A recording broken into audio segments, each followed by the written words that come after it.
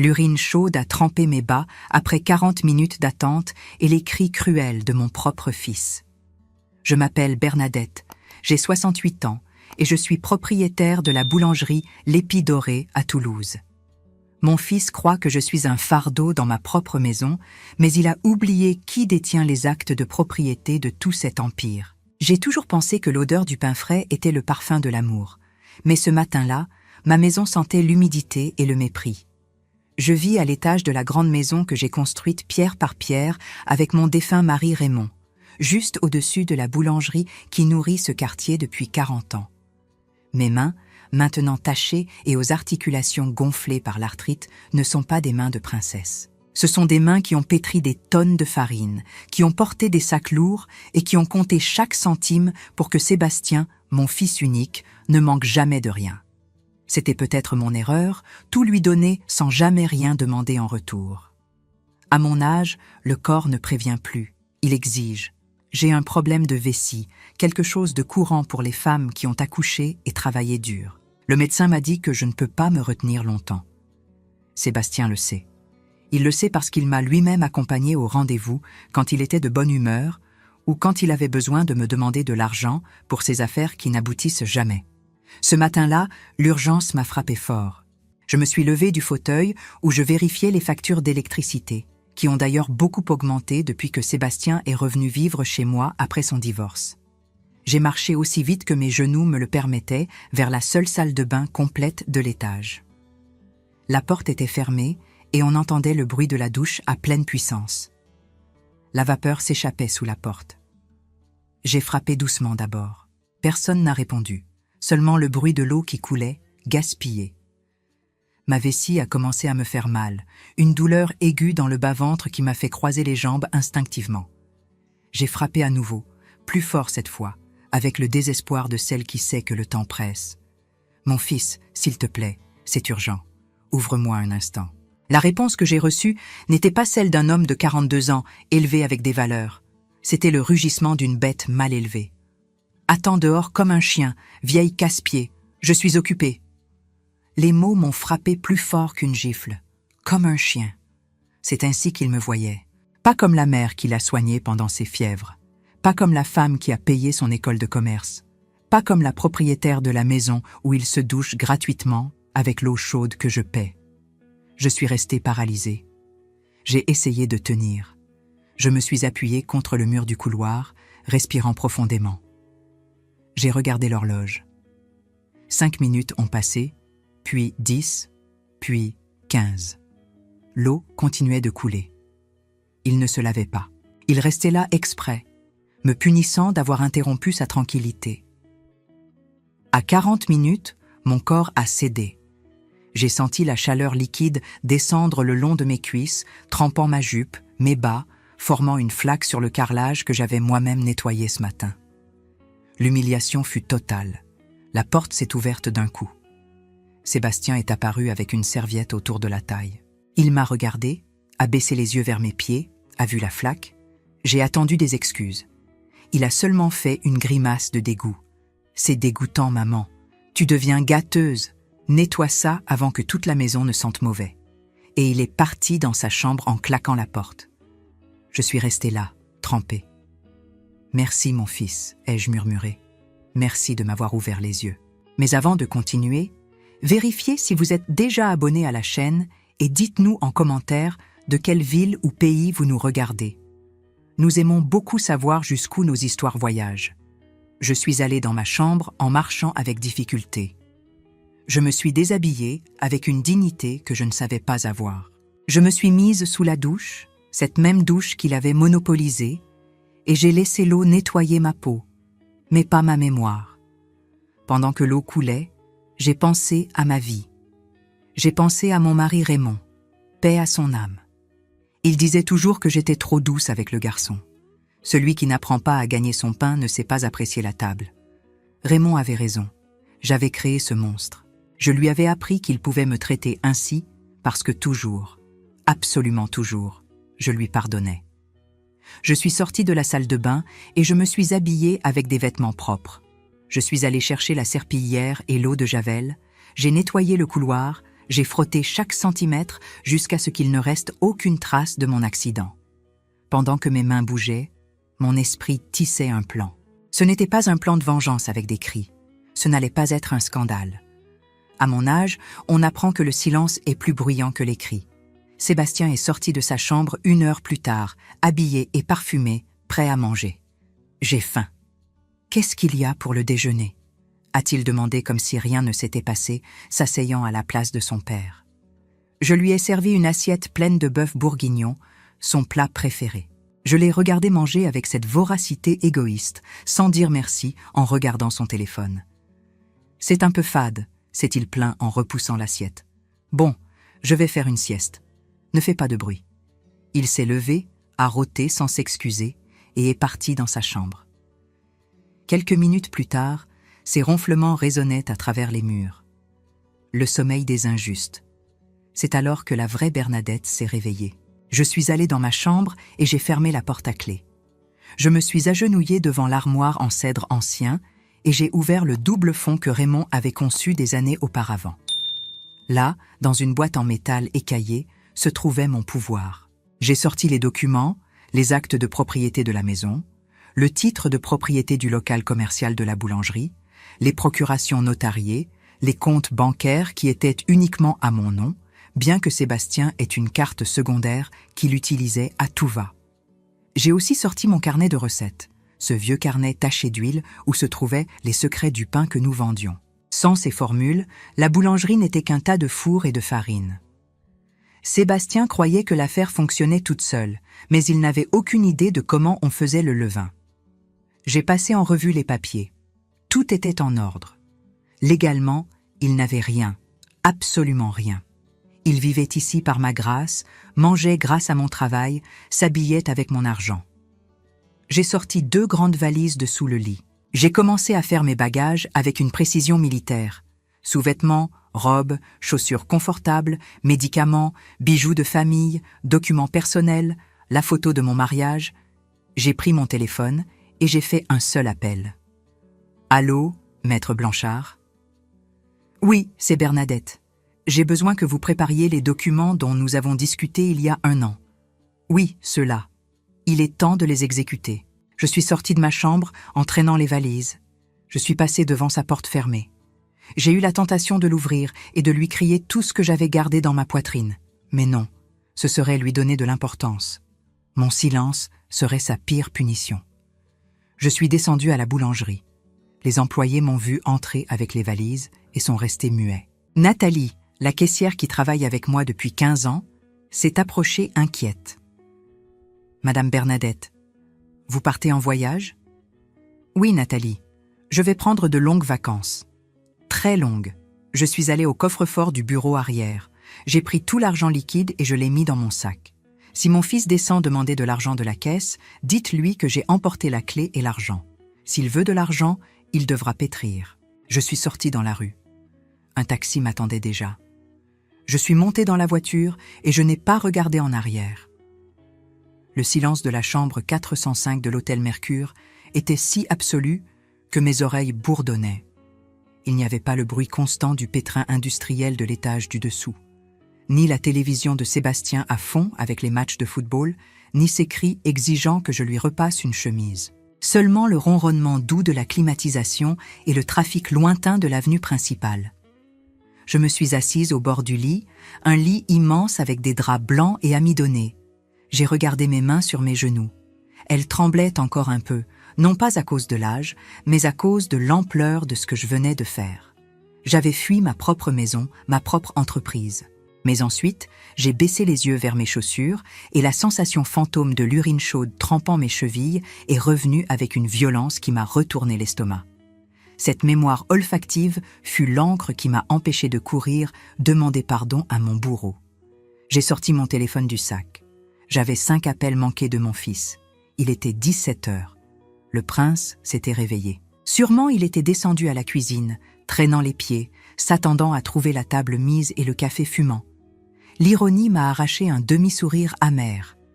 Maintenant, il aurait toute la salle de bain pour lui tout seul, comme il le voulait. J'ai laissé le téléphone sur la table de nuit avec l'écran vers le bas. Je n'étais pas prête à entendre sa voix. D'abord, je devais comprendre de quelles armes je disposais pour cette guerre qu'il avait déclenchée sans le savoir. J'ai ouvert mes valises avec soin, sortant le dossier en cuir usé qui contenait toute ma vie en papier. J'ai étalé les documents sur le bureau. Là se trouvait l'acte constitutif de l'Épidorée. Mon nom apparaissait comme associée majoritaire et administratrice unique. Le nom de Sébastien ne figurait même pas sur le document original. Je lui avais seulement donné une procuration notariée limitée il y a 3 ans pour qu'il puisse signer la réception des marchandises et payer la paie de base. Il croyait que ce papier faisait de lui le propriétaire, mais il ne s'était pas donné la peine de lire les petites lignes. Cette procuration est révocable à tout moment et n'octroie aucun droit sur la propriété de l'immeuble ni sur les comptes d'investissement. J'ai sorti mon livret d'épargne de la caisse d'épargne. Sébastien connaissait le compte courant du Crédit Agricole, celui que nous utilisions au quotidien, mais il ignorait l'existence de ce compte où j'avais économisé euro après euro les bénéfices des commandes spéciales de mariage et de baptême que je faisais personnellement. J'ai regardé le solde et j'ai soupiré de soulagement. J'avais assez pour vivre dans cet hôtel 3 mois si je le voulais. Mon téléphone a vibré à nouveau. C'était un message. « Maman, où es-tu? J'ai faim et il n'y a rien de prêt. Arrête ton cinéma et réponds. Pas mes mains, s'il te plaît, pas mes mains, tu vas bien, seulement des ordres et des réclamations. » J'ai pris le téléphone. Je ne lui ai pas répondu. À la place, j'ai cherché le numéro de la banque. J'ai accédé à mes comptes en ligne. J'ai cherché l'option d'administration des cartes. J'ai sélectionné la carte au nom de Sébastien. J'ai sélectionné « Annuler définitivement ». Confirmé. À cet instant précis, le plastique que Sébastien portait dans son portefeuille est devenu un morceau de déchet inutile. La prochaine fois qu'il essaierait de payer son whisky ou son dîner, le terminal refuserait la transaction. Mais je n'avais pas terminé. J'ai cherché le contact de Maître Blanchard. Je veux qu'un communiqué officiel soit envoyé demain à la première heure au fournisseur. Le communiqué doit dire qu'à partir de cette date, toute commande qui ne porte pas ma signature autographe ne sera ni reconnue ni payée par l'Épidorée. Cette nuit-là, j'ai dîné dans la chambre, une soupe à l'oignon et un filet de poisson avec un verre de vin de Cahors. J'ai trinqué avec mon propre reflet dans la vitre. À toi, Bernadette, et au chien qui n'attend plus dehors. Le samedi matin arriva avec un ciel gris et lourd, de ceux qui annoncent l'orage, mais la vraie tempête, c'était moi qui l'avais déclenchée. Le week-end à l'hôtel avait été un baume pour mon corps, mais une torture pour mon cœur de mère. Cependant, chaque fois que le doute essayait de pointer le bout de son nez, je me rappelais la sensation humide dans mes bas et la voix de Sébastien me disant d'attendre dehors. Cela durcissait ma volonté. À 8 heures du matin, après un bain long et tranquille, je suis descendue au restaurant de l'hôtel. J'ai commandé une omelette aux fines herbes et un café.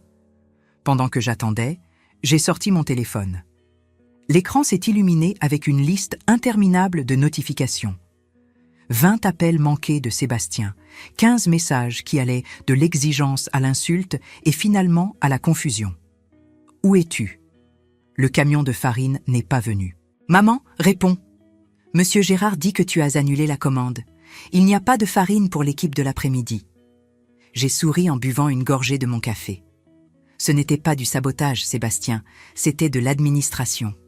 Pendant des années, il s'était vanté auprès de ses amis qu'il gérait l'affaire, alors qu'en réalité, la seule chose qu'il faisait était de s'asseoir à la caisse et de flirter avec les clientes. Maintenant, il allait découvrir ce que signifiait vraiment gérer l'Épidorée. J'ai composé le numéro de Monsieur Gérard, mon fournisseur de farine de confiance depuis 30 ans. « Bonjour, Monsieur Gérard. Bernadette à l'appareil. Madame Bernadette, je suis vraiment désolée de vous déranger, mais votre fils, enfin, le jeune Sébastien, est fou de rage ici devant le local. Il a presque grimpé dans le camion pour descendre les sacs de force. J'ai dû dire à mes gars de remonter les vitres. Vous avez bien fait, Monsieur Gérard. Lui, avez-vous remis la notification du notaire? Oui, madame. Compte suspendu jusqu'à nouvel ordre de la titulaire. Sébastien me criait qu'il était le propriétaire, qu'il allait me poursuivre en justice.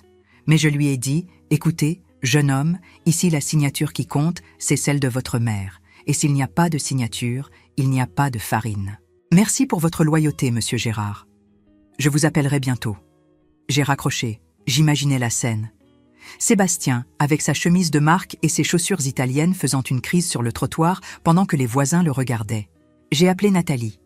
« Madame » a-t-elle répondu aux premières sonneries, sa voix tremblante. On entendait du bruit en arrière-plan, l'agitation de l'après-midi dans la boulangerie. « Nathalie, c'est moi. Comment ça se passe ?»« Oh, Madame Bernadette, c'est un désastre.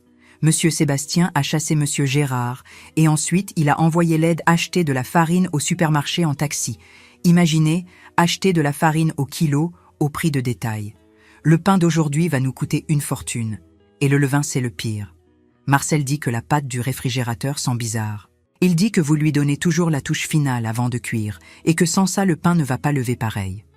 Sébastien lui a dit de ne pas raconter de bêtises, que ce n'est que de la farine et de l'eau et de l'enfourner comme ça. J'ai senti un pincement au cœur. Mon pain, ma réputation. S'il sortait du mauvais pain, les clients iraient à la concurrence. Mais j'ai dû me rappeler que parfois, il faut laisser le bateau couler un peu pour que le capitaine apprenne à naviguer. Écoute-moi bien, Nathalie. Si le pain est mauvais, ne te mets pas en avant. Que les plaintes soient reçues par Sébastien. Ce soir-là, j'ai exécuté la phase 2. J'ai ouvert l'application d'Enedis et j'ai signalé une irrégularité électrique dans le local. J'ai écrit dans le commentaire que je soupçonnais un vol d'énergie et que je demandais une coupure préventive pour inspection immédiate. À 21h, j'ai reçu un message de Nathalie. « Madame, l'électricité a été coupée dans la boulangerie et dans la maison. » Les gens d'Enedis sont venus et ont baissé le disjoncteur. Ils disent qu'il y a une irrégularité. Monsieur Sébastien est dans le noir en criant avec la lampe de son téléphone. On a dû jeter toute la pâte du service de nuit parce que les frigos se sont éteints. J'ai répondu immédiatement. Rentrez chez vous. Fermez bien les rideaux de fer. N'ouvrez pas demain non plus. Prenez le week-end. Je vous paierai quand même.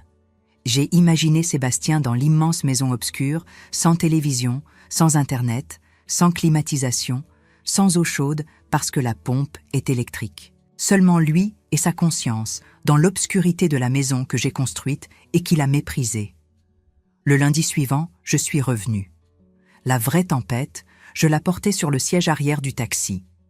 Maître Blanchard, le notaire, était assis à côté de moi, révisant des papiers dans sa serviette en cuir.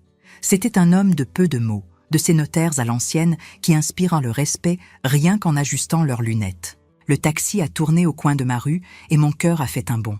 Là se trouvait l'Épidorée, mon orgueil, ma vie, mais elle avait l'air triste. Le rideau de fer était baissé, chose inouïe pour un lundi à 8h du matin, heure à laquelle l'odeur du pain chaud devrait inonder le quartier. Il y avait un groupe de voisins qui murmuraient sur le trottoir et appuyés contre la porte d'entrée de la maison, assis sur la marche comme un enfant puni, se trouvait Sébastien. Il avait l'air terrible. Il portait les mêmes vêtements que vendredi, froissés et sales. Il avait une barbe de 3 jours et des cernes profondes. En voyant le taxi s'arrêter, il s'est levé d'un bond. Je suis descendu de la voiture avec un calme que je ne ressentais pas. Sébastien a couru vers moi, mais Maître Blanchard s'est interposé subtilement, créant une barrière invisible mais ferme. « Maman, tu apparais enfin !»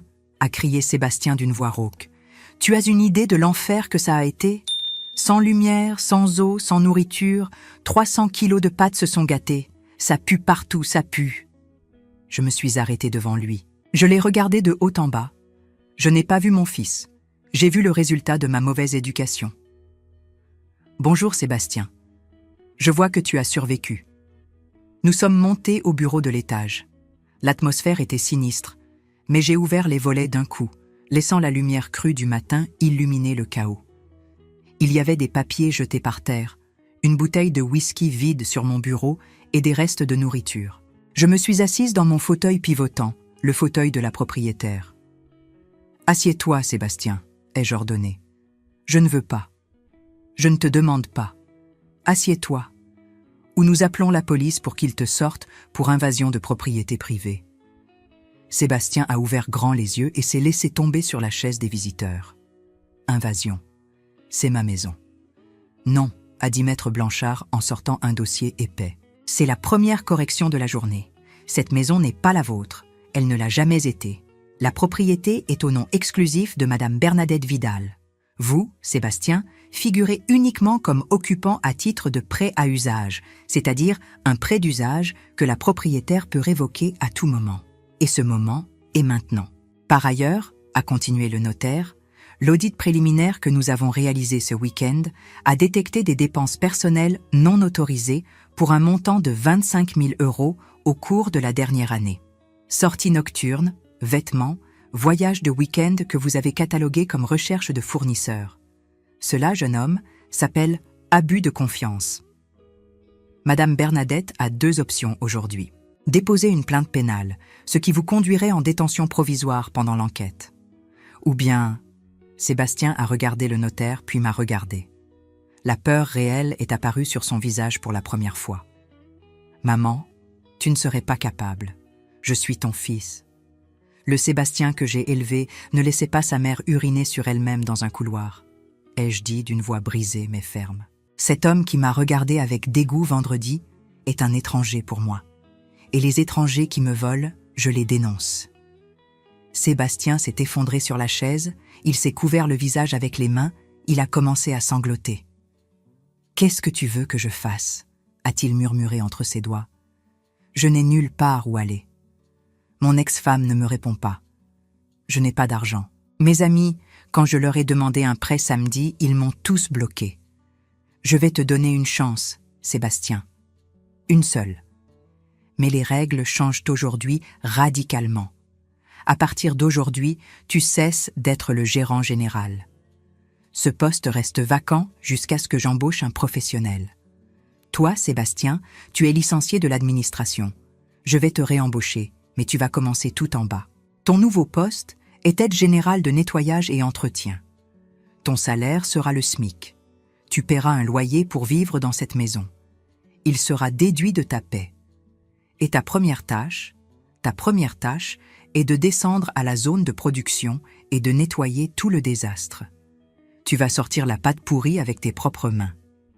Sébastien s'est levé indigné. Tu es folle? Je ne vais pas nettoyer. Je suis ton fils. J'ai un diplôme d'école de commerce. Alors va-t'en. J'ai montré la porte. La porte est bien large. Voyons qui t'accueillera dehors comme un chien. Le silence qui a suivi fut dense, pesant. Sébastien a regardé la porte, a regardé le téléphone sur la table, a regardé le notaire qui avait le stylo prêt pour signer la plainte. Il a baissé la tête. « Où sont les gants de ménage ?» a-t-il demandé dans un murmure à peine audible. 6 mois ont passé depuis ce lundi du balai, comme l'a secrètement baptisé Nathalie. L'air dans la boulangerie. L'épidorée a complètement changé. Ça ne sent plus la peur ni la tension accumulée. Maintenant, ça sent la cannelle, le levain frais et le travail honnête. Depuis mon bureau avec la vitre propre, j'observe le mouvement de l'étage du dessous.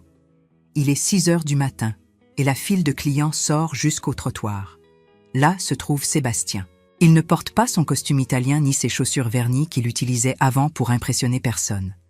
Il porte l'uniforme beige des employés avec le logo de l'EPI brodé sur la poitrine et un tablier blanc taché de farine et de graisse des plaques. Il a perdu du poids. Le ventre de buveur de whisky a disparu, remplacé par des bras plus fermes, forgés par le port de sacs de 25 kilos et le nettoyage des sols à genoux. Je le vois bouger vite. Il ne marche plus avec cette lenteur arrogante de celui qui se croit maître du temps des autres. Maintenant, il court. J'y vais avec les plaques propres, Marcel, crie-t-il, et sa voix n'a pas le ton du commandement, mais celui de la coopération. Allez, Sébastien, les croissants vont brûler, lui répond le maître boulanger. Et pour la première fois depuis des années, j'entends Marcel rire. Ce n'est pas un rire moqueur, c'est le rire de compagnon de tranchée. Sébastien a cessé d'être le petit patron pour devenir une partie de l'engrenage. Je suis descendu 1 heure plus tard. Sébastien s'est arrêté un moment, il s'est essuyé la sueur du front avec l'avant-bras. Il m'a regardé. Dans ses yeux, il n'y avait plus cette haine rageuse du jour où je lui ai retiré les cartes. Il y avait de la fatigue, oui, beaucoup de fatigue. Mais il y avait aussi quelque chose de nouveau, de la clarté. « Bonjour, Madame Bernadette », a-t-il dit. Il maintenait le traitement formel devant les employés. Une règle que j'ai imposée et qu'il a appris à respecter à la dure.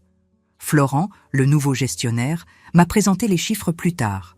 Madame Bernadette, les chiffres sont solides. En éliminant les petites dépenses et les fuites de capital, le bénéfice a augmenté de 30%. Nous avons déjà récupéré ce qui s'est perdu le week-end de la coupure et nous avons un fonds pour rénover le four 2. À midi, Sébastien est monté à mon bureau avec sa gamelle à la main. Il ne mangeait plus dans des restaurants chers. Il se préparait quelque chose dans la cuisine de la maison ou achetait à la petite brasserie du coin. Il s'est assis en face de moi, visiblement épuisé. « Voici ton bulletin de paie de la quinzaine », lui ai-je dit en glissant le papier sur le bureau. Il l'a pris avec ses mains rugueuses, il l'a lu attentivement. Ses yeux se sont arrêtés sur la ligne du bonus. C'était 50 € supplémentaires. Pour l'ancien Sébastien, ça ne suffisait même pas pour une bouteille de vin bon marché. Pour le nouveau Sébastien, ça signifiait la différence entre s'acheter des baskets neuves ou continuer à utiliser les vieilles. « Merci », a-t-il murmuré sans me regarder. « Tu l'as mérité. Marcel dit que tu t'améliores avec la pâte. » Il a poussé un long soupir et s'est adossé à la chaise. « C'est difficile, maman, c'est très difficile.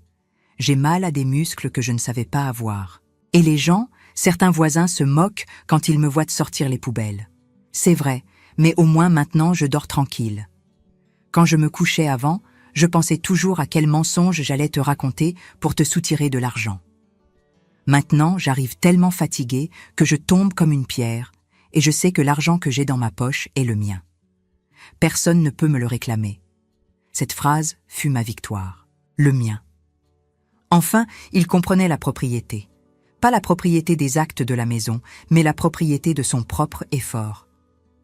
L'autre jour, a-t-il commencé, et sa voix s'est brisée. L'autre jour, je suis entrée dans la salle de bain de la maison et j'ai vu la porte et je me suis souvenue. Comment j'ai crié et ce que je t'ai dit. Maman, je ne sais pas comment tu as pu me pardonner. Chaque fois que je nettoie les toilettes d'en bas, je me souviens et j'ai honte de moi-même, pas des toilettes. Je me suis levée et j'ai fait le tour du bureau. J'ai posé ma main sur son épaule. Je ne t'ai pas pardonné ce jour-là, Sébastien.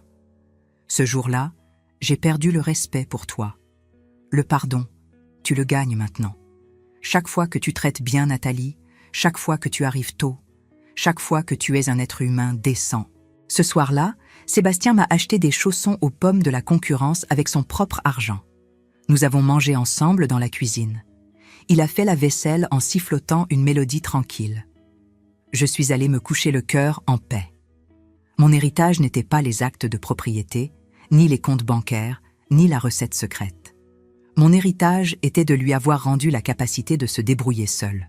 Le chien était parti pour toujours. À sa place, il y avait un homme qui comprenait enfin que la porte de la dignité ne s'ouvre que de l'intérieur et que la clé est toujours le travail.